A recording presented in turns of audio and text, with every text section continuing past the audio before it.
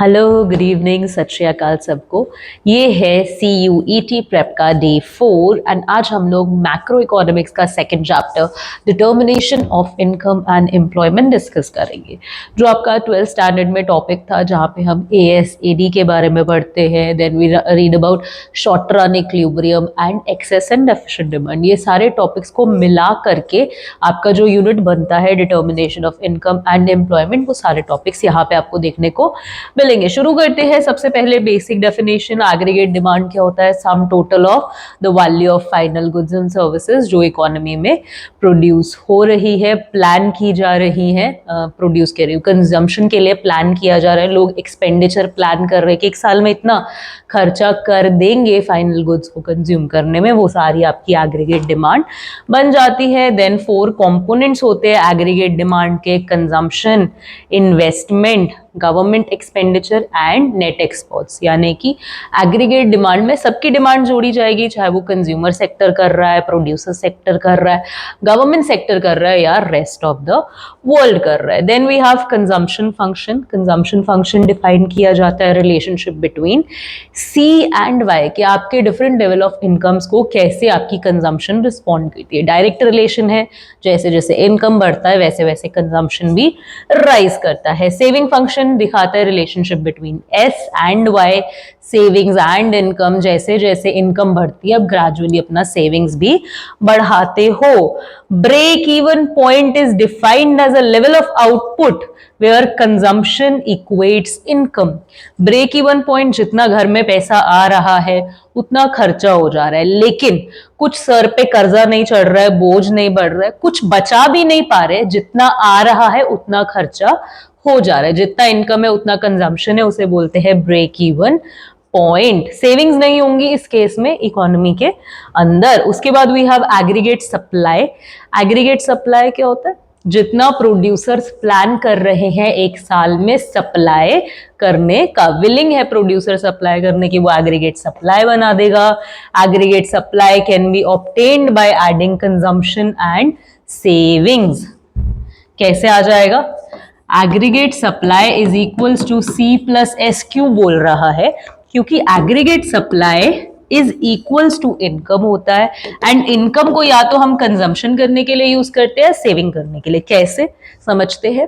Circular flow of income पढ़ा था कल। क्या होगा? प्रोड्यूसर सेक्टर जो प्रोड्यूस करता है वो इनकम जनरेशन के लिए, इनकम जनरेशन लीड करता है, जो एक्सपेंडिचर लीड करता है, एंड फिर से प्रोड्यूसर सेक्टर के पास पैसा वापस आ जाता है। Now what's happening is, AS जो प्रोड्यूसर्स प्लान कर रहे हैं सप्लाई करने का, जितना भी वो प्लान कर रहे हैं उतना ही इकोनॉमी में क्या हो जाएगा? इनकम जनरेशन हो जाएगा। अब ये जो इनकम है, या तो क्या कर लिया जाएगा? कंज्यूम कर लिया जाएगा, या फिर सेव कर लिया जाएगा। इसीलिए बोला है कि AS is equals to C plus S होगा, क्योंकि AS is equals to Y है, एंड Y या तो कंज्यूम होता है या तो सेव कर लिया जाता है। उसके बाद we have ex ante savings, ex ante investments. जो भी एक्स आंटे वेरिएबल्स होते हैं, ये शो करते हैं कि आप आज देख रहे हो आने वाला एक साल कैसे होने वाला है। आज के वेरिएबल स्टडी कर रहे हो कि आने वाले एक साल में वो वेरिएबल्स कैसे दिखने वाले हैं। एक्सपोस्ट वेरिएबल्स जो होते हैं, चाहे वो सेविंग हो चाहे वो इन्वेस्टमेंट हो, वो आप आज देख रहे हो कि पिछले साल जो बीत चुका है साल, उसमें चीजें कैसी रही है। पोस्ट होता है चीज के हो जाने के बाद, एंड एक्स आंटे वेरिएबल्स में आप चीज अक्कर होने से पहले, जैसे ADS की जब भी हम बात करते हैं, हम बात करें कि प्लान्ड एक्सपेंडिचर क्या है, विलिंग क्या है आने वाले एक साल में, प्रोड्यूसर्स क्या प्लान कर रहे हैं सप्लाई करने का, ये सारे एक्स आंटे वेरिएबल्स बन जाते है। डेफिनेशन यहां से मिल जाएंगे आपको। Then we have average propensity to consume. APC is the ratio of total consumption and total income. Average में जब भी बात होगी, टोटालिटी में बात होगी। प्रोपेंसिटी टू कंज्यूम क्या है? कि इनकम का कितना हिस्सा कंजम्पशन बन जाता है, तो वो आप पता कर लोगे टोटल कंजम्पशन को डिवाइड करके टोटल इनकम में से। APC will be more than 1 when Y is 0। अगर Y 0 है तो APC क्या होगा? 1 से ज्यादा होगा। And also when C is greater than Y। क्या बोला हुआ है, ये चीजें आपको याद रखनी पड़ेंगी, एपीसी की कुछ वैल्यूज। एपीसी क्या बोला है उन्होंने, ग्रेटर देन 1 होगा किस किस केस में, c डिवाइड बाय y कर रहे हो, या तो y 0 हो या फिर जो c की वैल्यू है वो y से बड़ी हो, एज इन मान लेते हैं c 100 है, y 50 है। जब 0 आ गया डिनोमिनेटर में, ये इक्वल हो जाएगा इन्फिनिटी के, ग्रेटर देन 1 हो गया हमारा एपीसी। अगर इसको हम डिवाइड करें 2 आ गया, यानी कि एपीसी ग्रेटर देन 1 हो गया। किस केस में हुआ ये, जब कंजम्पशन ग्रेटर है आपकी इनकम में से। कमा तो 100 रुपया ही रहे हो लेकिन खर्चा 200 हो जा रहा है, तो वो पैसा आएगा कहां से, सेविंग्स में से आ जाएगा।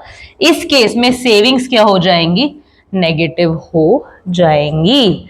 एपीसी की वैल्यूज हमें पता लग रही है। एपीएस क्या होता है, ratio of total savings and total income.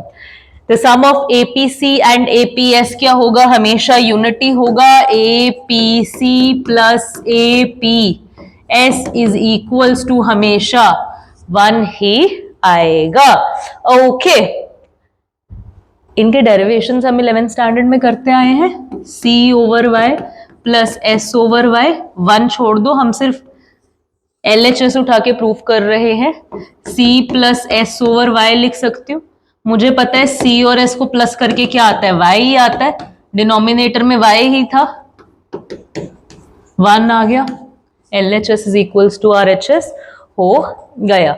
उसके बाद एमपीसी आ जाता है। एमपीसी क्या है, यहां एपीसी में टोटालिटी में बात हो रही है, एमपीसी और एमपीएस में चेंज की बात होगी। कैसे बात होगी, change in C over change in Y,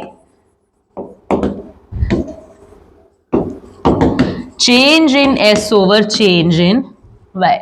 जब आप ये करते हो इसका मतलब क्या होता है कि मान लो इनकम 1 रुपया से बदली तो उसका कितना हिस्सा कंजम्पशन बनेगा। मान लो आपकी इनकम बढ़ गई, आपकी इनकम पहले थी 100 रुपए, अब 200 रुपए हो गई, तो चेंज कितना आया, 100 रुपए का चेंज आया।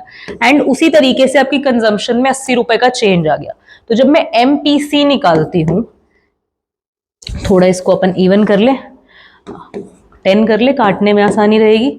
ठीक है, क्या आ गया, 1 ओवर 10 आ गया, आया ना, 1 ओवर 10 आ गया। नाउ ये हमें क्या बता रहा है, चलो इसको भी डिवाइड कर लो, 0.1 लिख लो। क्या बता रहा है ये, कि जब 1 रुपया एक्स्ट्रा कमाया जाएगा तो उसका इतना हिस्सा कंजम्पशन में चेंज हो जाएगा। नहीं समझ में आई बात, फिर समझते हैं। देखो, मान लो आपने 100 रुपए एक्स्ट्रा कमाए, क्या आ गया, 0.8।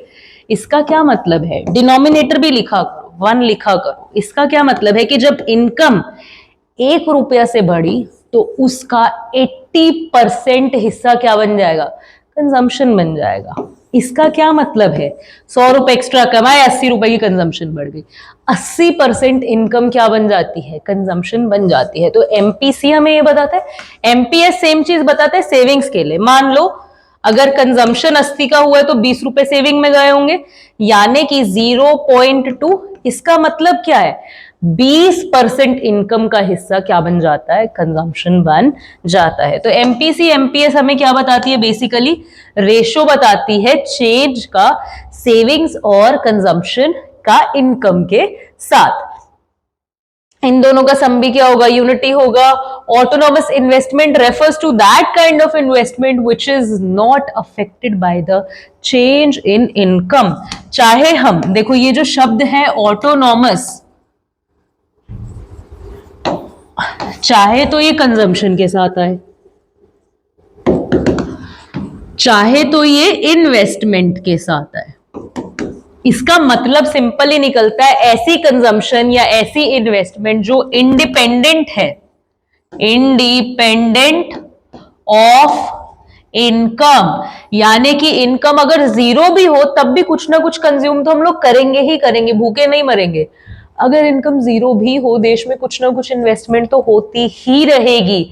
इसीलिए ऐसी इन्वेस्टमेंट या ऐसी कंजम्पशन जो इंडिपेंडेंट है इनकम से, उसको हम क्या बोल देते हैं, क्या नाम दे देते हैं, ऑटोनॉमस कंजम्पशन या autonomous investment. On the other hand induced investment क्या होगा, ऐसी इन्वेस्टमेंट जो इनकम के ऊपर डिपेंड करे, ज्यादा इनकम होगी ज्यादा इन्वेस्ट करेंगे, कम इनकम होगी कम इन्वेस्टमेंट होगा। फुल एम्प्लॉयमेंट क्या होता है, एक ऐसा सिचुएशन जहां पे इकोनॉमी में जितने भी लोग काम कर मांग रहे हैं सबको काम मिल रहा है, जितने भी विलिंग लोग हैं सबको काम मिल रहा है। नाउ कुछ नेचुरल रेट ऑफ अनएम्प्लॉयमेंट हमेशा रहेगा, उसको इंक्लूड नहीं किया जाता। मान लेते हैं कि इकोनॉमी के अंदर 10 लोग काम मांगने वाले हैं, 8 लोगों को काम मिला हुआ है, 2 लोगों को मिला हुआ था पर वो अभी रिसेंटली अनएम्प्लॉयड हो गए बिकॉज कोई रीजंस, उनका फैक्ट्री का सिस्टम ही चेंज हो गया, वो चीज बननी बंद हो गई या आउटडेट हो गई।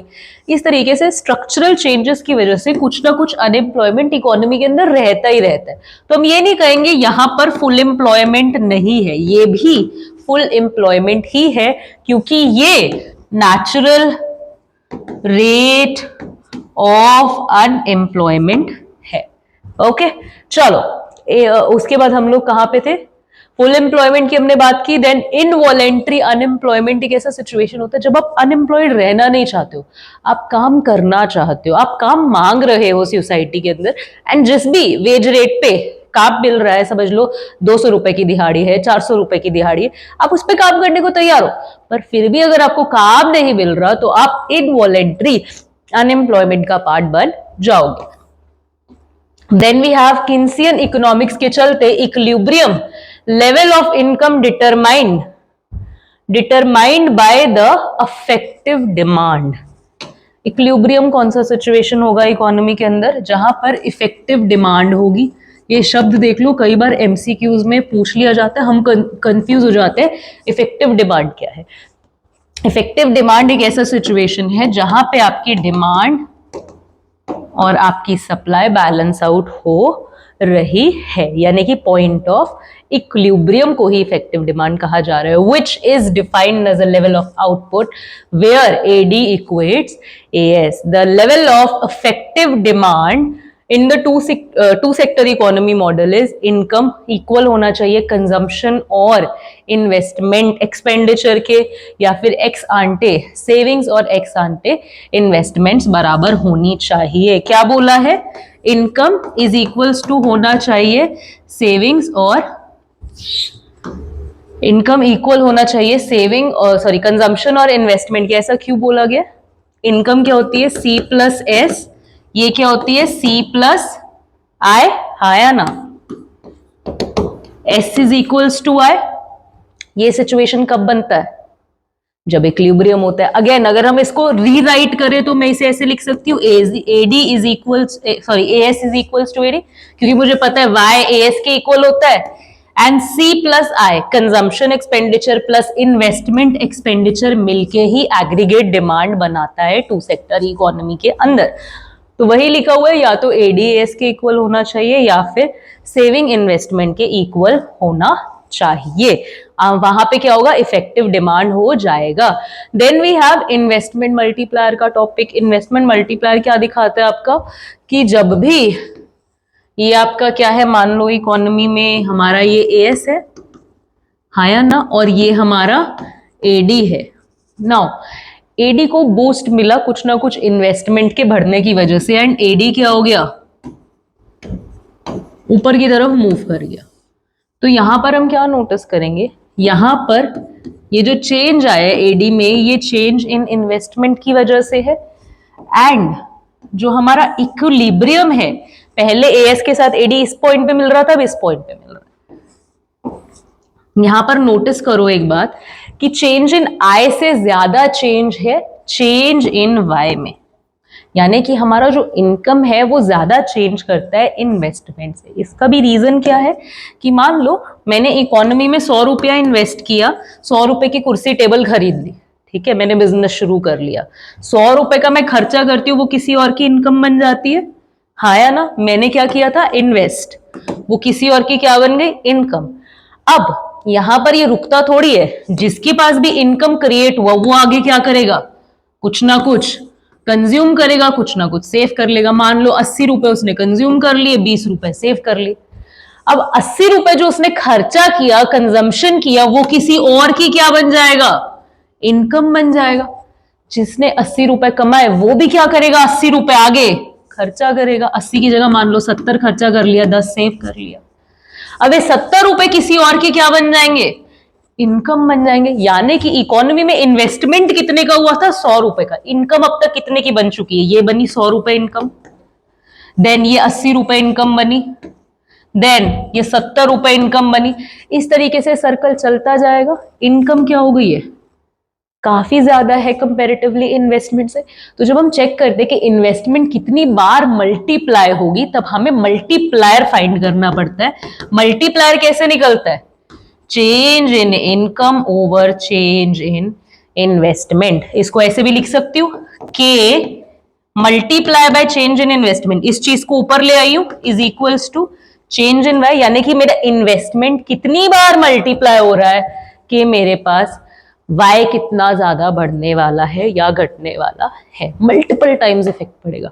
अब मल्टीप्लायर को ढूंढने का सिर्फ एक यही तरीका नहीं है, मल्टीप्लायर को आप ऐसे भी ढूंढ सकते हो, k is equals to 1 upon M P S, या फिर k is equals to 1 upon M 1 minus 1 upon M P C. हाँ या ना, मल्टीप्लायर हमें समझ में आ रहा है, रिवाइज हो रहा है फटाफट से।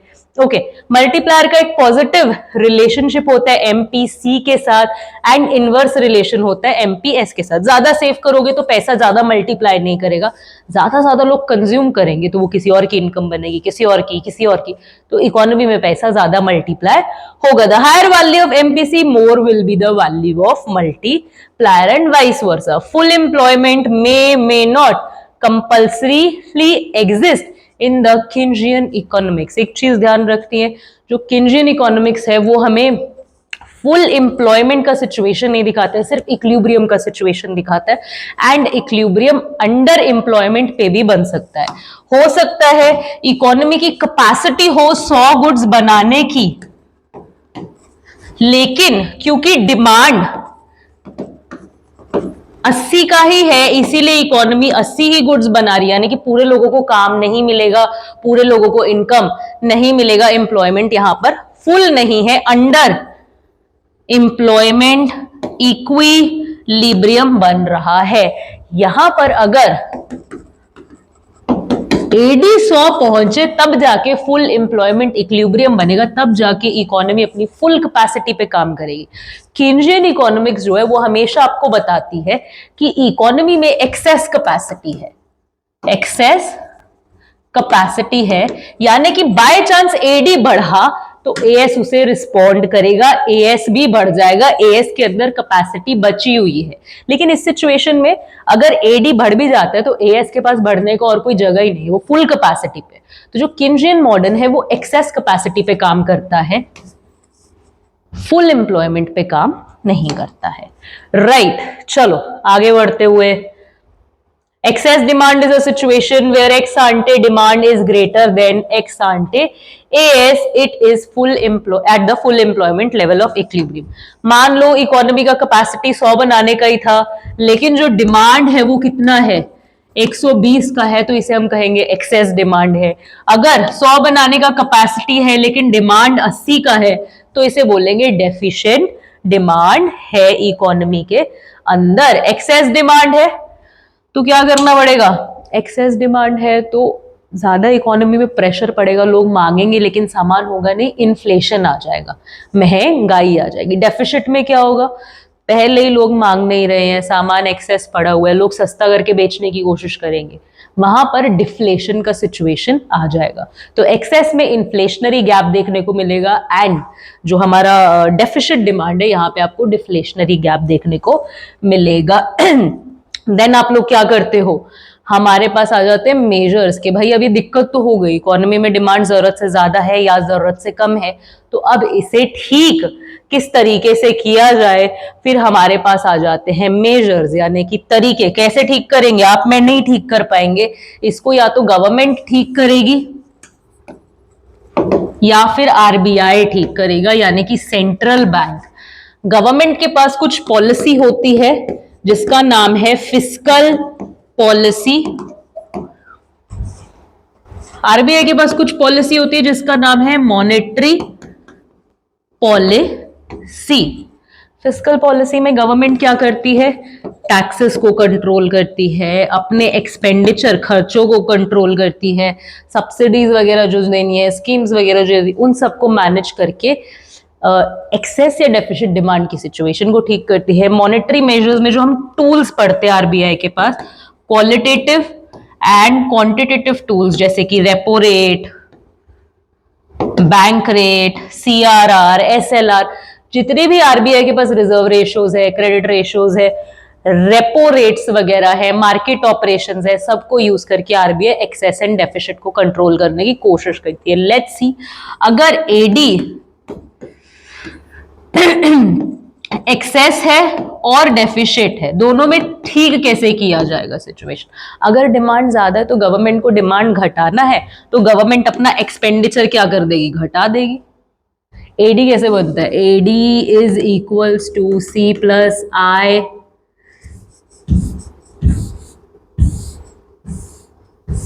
चलो कोई बात नहीं, C plus I plus G plus N X, आया ना। तो गवर्नमेंट क्या करेगी, इसको घटा देगी तो end of the day AD भी रिड्यूस हो जाएगा, या गवर्नमेंट टैक्सेस इंक्रीज कर देगी कि तो लोगों के पास खर्चा करने को पैसा कम बचेगा। इस तरीके से गवर्नमेंट एक्सेस डिमांड को कंट्रोल कर लेगी। डेफिसिट होगा तो क्या करेगी, ज्यादा खर्चा करना शुरू कर देगी ताकि इकोनॉमी को बूस्ट मिले, एम्प्लॉयमेंट जो गिरा हुआ है वो फिर से बढ़े, टैक्सेस वगैरह घटा देगी ताकि लोग कंज्यूम ज्यादा करें, कंज्यूम ज्यादा करेंगे, डिमांड ज्यादा करेंगे तो डेफिसिट डिमांड का सिचुएशन ठीक हो जाएगा। इसी तरीके से आरबीआई भी अपने टूल्स को यूज करेगा। जब देखेगा इन्फ्लेशन आया हुआ है देश के अंदर तो पैसा सारा खींच लेगा देश के अंदर से, लेकिन अगर देखेगा डिफ्लेशन आया हुआ है तो लोगों की जेब में पैसा और भेजने की कोशिश करेगा। ये था आपका टॉपिक कुल मिला के एक्सेस एंड डेफिसिट डिमांड का। सम अप करते हुए अगर कुछ इंपॉर्टेंट यहाँ पे हम ग्राफ्स देख लें, ये आपका ग्राफ बन जाएगा AS is equals to income, ये आपका AD which is C plus I. Autonomous investment आपका इस तरीके से बनेगा, parallel to X axis, parallel to AD आपका सी लाइन बन जाएगा, हाँ या ना। जो आपका एस लाइन है वो नेगेटिव शुरू होगा क्योंकि सेविंग्स इनिशियली नेगेटिव रहेगी जब तक जो हमारा कंजम्पशन है वो इनकम से ज्यादा हो रहा है। सेविंग लाइन हो गया, कंजम्पशन लाइन हो गया, एडी हो गया, वाई हो गया, एएस हो गया। Then we talk about equilibrium पे चीजें कैसी दिख रही है, कौन सा इक्विलिब्रियम का पॉइंट है, तो यहीं पे अगर देख ले ये आपके लिए क्या हो जाएगा, इक्विलिब्रियम पॉइंट हो जाएगा, या फिर ये सेम ही बनने चाहिए, एक ही लाइन में बनने चाहिए, ये आपका इक्विलिब्रियम पॉइंट हो जाएगा। उससे आपको इक्विलिब्रियम लेवल ऑफ इनकम मिल जाएगा, जीडीपी जिसे हम कह देंगे, and equilibrium level of saving, consumption, AS, AD सब कुछ इस एक्सेस पे मिल जाएगा। देन वी हैव, ये हमारा क्या बनता है, एएस, एडी, एंड अगर एडी में राइज आ रहा है चेंज इन इन्वेस्टमेंट की वजह से, तो जो इनकम का कंपैरेटिवली चेंज होगा वो ग्रेटर होगा, किसकी वजह से, मल्टीप्लायर की वजह से। Then we have situation of excess and deficit demand, ऊपर बना लें इसके यहां पर, ओके। ये आपका एएस है, ये आपका एडी है एट फुल एम्प्लॉयमेंट जितना होना चाहिए, okay. AD at full employment जितना होना चाहिए। नाउ अगर डिमांड डेफिशिट है तो डिमांड कम बन जा देंगे, एडी जो प्लान्ड है वो कम है, इक्विलिब्रियम यहां पे आ जाएगा। इतना एडी कम है, इसको हम डेफिशिट डिमांड बोल देंगे या फिर डिफ्लेशनरी गैप बोल देंगे, हाँ या ना। अच्छा, अगर हम देखें एक्सेस डिमांड का सिचुएशन कैसा दिखेगा, अगेन ये आपका एएस है, ये आपका एडी है एट फुल एम्प्लॉयमेंट, डिमांड ज्यादा है, एक्सेस है, ऊपर ड्रॉ हो जाएगी, ये आपका नया इक्विलिब्रियम आ जाएगा, हाँ या ना। And then we talk about जो ये डिस्टेंस है बेसिकली, ये आपका क्या बन जाएगा, एक्सेस डिमांड का गैप बन जाएगा या फिर इन्फ्लेशनरी गैप बन जाएगा। कुल मिला के यही है आपके इन चैप्टर्स के अंदर। और जो चीजों पे आप ध्यान दे सकते हो वो ये है कि APS, APC, MPS, MPC, इनका रेंज क्या है वो आप चेकआउट कर सकते हो। क्या इनकी हाईएस्ट लोएस्ट वैल्यूज रहेंगी, वो आपसे एमसीक्यू वगैरह में पूछा जा सकता है। इस चैप्टर में कुल मिला के यही है। थॉरोली एक बार एनसीईआरटी से ही रिवीजन कर सकते हो या फिर रिवीजन हो गया है जस्ट नीचे दिए गए एमसीक्यूज को चेकआउट कर लो एंड प्रैक्टिस कर लो। मिलते हैं कल के लेक्चर में जहां पे बात करेंगे मनी एंड बैंकिंग के बारे में। Have a good day.